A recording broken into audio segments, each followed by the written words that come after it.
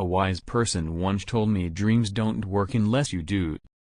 We're trying so hard in our lives to fit in, we try to fit into certain groups, certain threats, certain sororities, among certain friends, yet the people we idolize are the ones that stand out. But when you're prepared, there is no fear of failure, because even if you've walked out of something and you feel like you failed at it, your preparation is so strong that you're gonna take that failure and turn it into the outcome you desire. And most people stop at failure. Okay, we've all failed at things.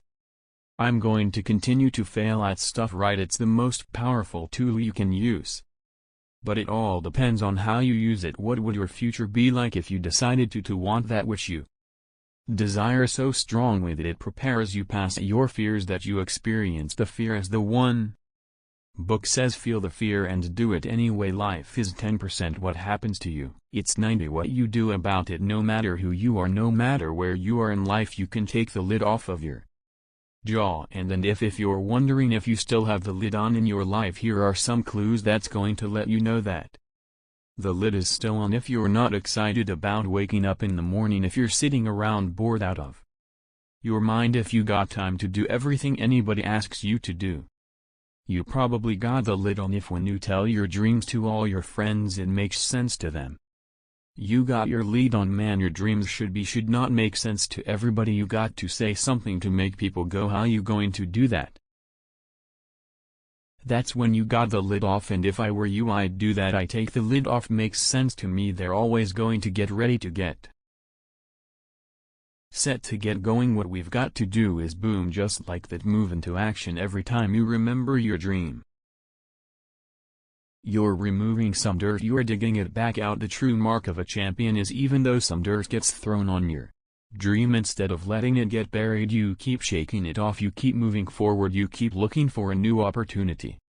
You wouldn't be having that opposition if you didn't have something great and new. If your dream wasn't alive and on track, right on schedule to come to pass, you wouldn't have so many things coming against you. That dream is still alive. You may have tried a year ago, 5 years ago, or 40 years ago, didn't work out, nobody was there to help you.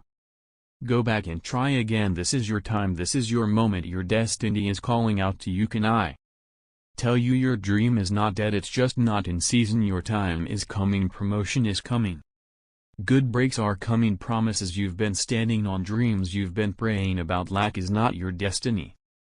Constantly struggling, barely getting by is not the end of your story. These light afflictions are for a moment. The adversity is temporary, the glory is eternal. Lord, I believe this is my year to get healthy and hope. This is my year to meet the people of my dreams. This is my year to go further in my career, to step into a new level of my destiny.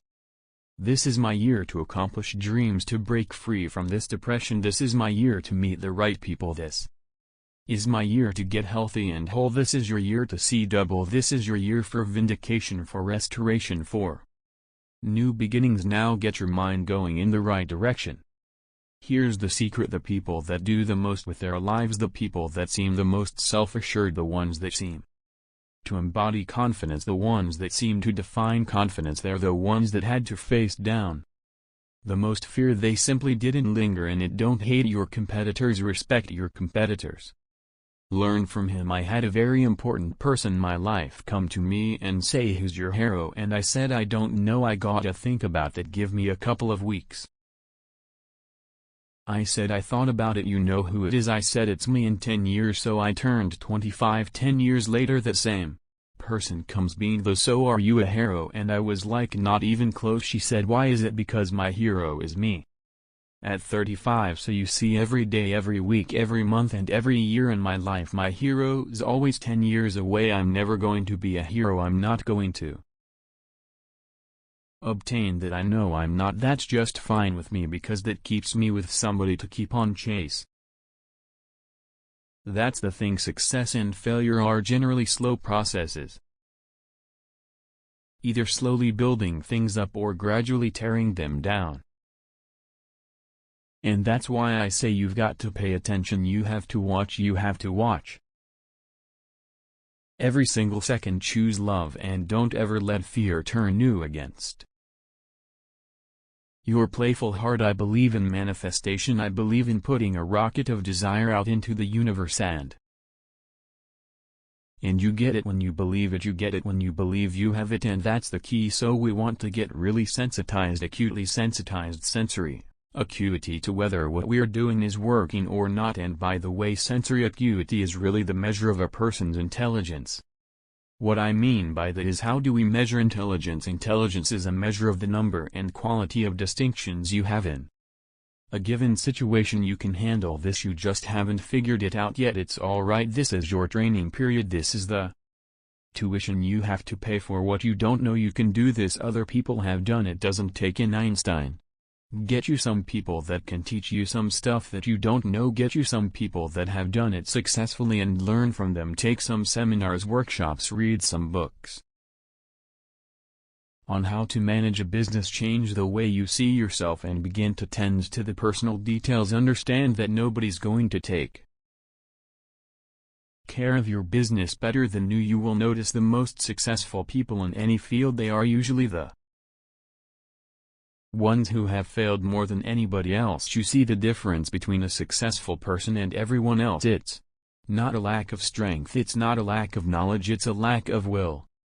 You must experience what this life is. Totally isn't it before you go. You must experience this. If you do experience that, then such questions will never arise in your mind, because that's not the way existing thing.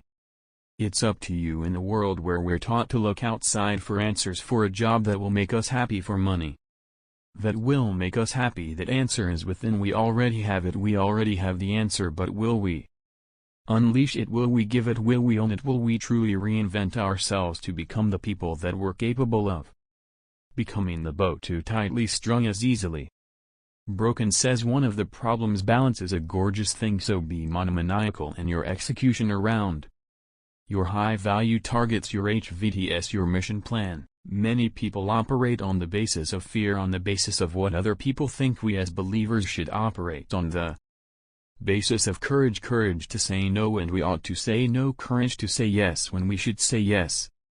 So what kind of courage do you have? Is you're sort of floating between, depending on the situation, or do you know the difference between right and wrong for your life and you've made up your mind?